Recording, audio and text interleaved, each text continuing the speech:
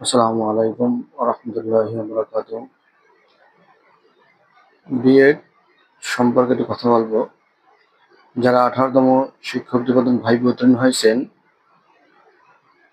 আপনাদের ভিতরে অনেকেই আছেন যে বিএড করেন নাই। আপনাদের বিএড খুবই গুরুত্বপূর্ণ। যদি আপনারা বিএড না করে থাকেন, সামনে ভর্তি ফর্ম ছাড়লে আপনারা ভর্তি হয়ে যাবেন। কারণ বিএড আপনার থাকলে, বিএডে সনদ থাকলে আপনি অনেক সুবিধাই পাবেন। প্রথম সুবিধা হচ্ছে যদি হাই স্কুলে জব নেন বা মাদ্রাসায় জব নেন সহকারী শিক্ষক পদে, তাহলে আপনার বিএড থাকলে আপনি দশম গ্রেডে সরাসরি দশম গ্রেড স্কেলে চাকরি করতে পারবেন। নয়তো বা আপনি 11তম গ্রেডে চাকরি করবেন। 11তম গ্রেডে চাকরি করলে আপনি 3 থেকে 3.5 হাজার টাকা বেতন কম পাবেন।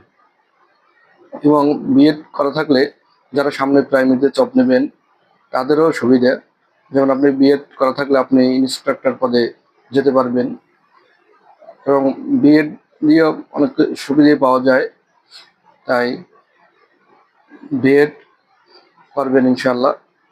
আর আপনার যারা 19তমতে আছেন, যারা 18তমতে ভাইবা উত্তীর্ণ হতে পারেননি, তারাও 19তমর জন্য অপেক্ষা করুন। 19তম পরীক্ষা দিন, ইনশাল্লাহ জব হয়ে যাবে।